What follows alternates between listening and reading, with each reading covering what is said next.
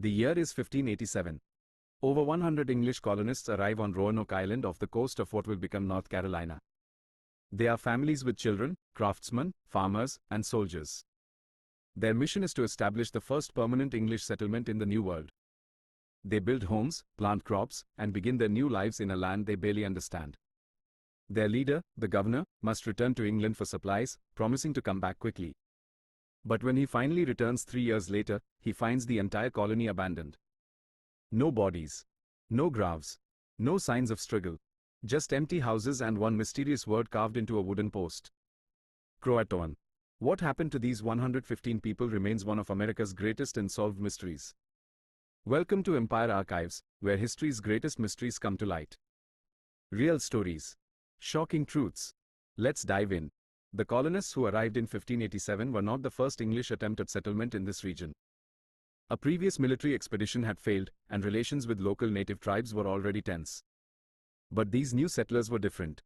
They brought entire families, including women and children. The governor's own daughter and newborn granddaughter were among them. This was supposed to be permanent. They chose Roanoke Island because it offered protection from Spanish ships and seemed defensible. The local Croatoan tribe had been friendly with previous English visitors. Everything seemed promising at first. But problems emerged immediately. The colonists arrived too late in the season to plant crops effectively. Their supplies from England were insufficient. They had no experience with the local climate or agriculture. The native tribes who might have helped them were suspicious after conflicts with the previous English expedition. Within weeks, the colony was struggling. Food ran dangerously low. The governor faced an impossible choice. He could stay and watch his people starve, or he could return to England for desperately needed supplies. He chose to leave, promising his family and all the colonists that he would return within months. The governor could not have known that England was about to be thrown into chaos. In 1588, Spain launched the massive naval force known as the Armada to invade England. Every English ship was commandeered for defense. The governor watched helplessly from London as months turned into years. He tried repeatedly to organize a relief expedition, but the war consumed all resources. His daughter and granddaughter were alone on a distant island, and he could do nothing. The isolation the colonists faced was absolute. No ships. No communication. No help coming. When the governor finally secured a ship and returned to Roanoke in 1590, he found a ghost town. The wooden houses had been carefully dismantled, with the timber and nails stacked neatly. This was not destruction. This was methodical deconstruction. The fort was abandoned but intact. No signs of battle. No arrow marks. No fire damage. His personal belongings, which he had buried before leaving, had been dug up and scattered by weather, not by violence. The colonists were simply gone. Every single person had vanished without leaving bodies or graves. But they did leave one clue. Carved into a wooden post at the entrance to the settlement was the word Croatoan. The governor had instructed the colonists before he left that if they needed to relocate, they should carve their destination.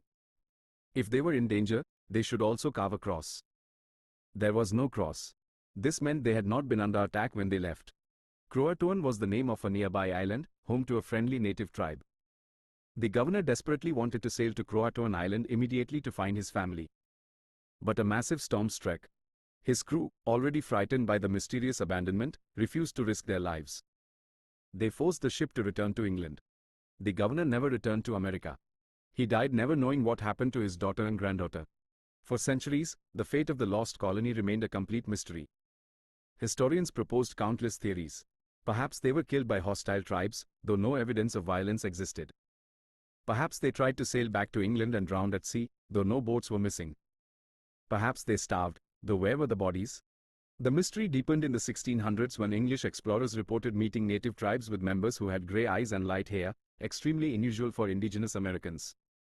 Some natives reportedly spoke English words and claimed descent from the colonists. But these reports were vague and impossible to verify. The 20th century brought scientific investigation. Archaeologists began excavating sites around Roanoke and nearby islands. They found English artifacts mixed with native settlements. Pottery, tools, and personal items that clearly belonged to the colonists were discovered in native villages. But the most shocking discovery came from analyzing tree ring data from ancient cypress trees in the region. Scientists proved that the years 1587 to 1589 experienced the worst drought in 800 years. Crops would have failed completely. Water sources would have dried up. The colonists faced a simple choice: move or die. Modern archaeology has revealed what likely happened. The colonists did not vanish mysteriously. They left deliberately, following the plan they had communicated. They went to Croatoan Island as the carved message indicated. But the drought made survival difficult even there. The colony likely split into smaller groups, integrating with different native tribes to increase their chances of survival. This was not defeat. This was adaptation.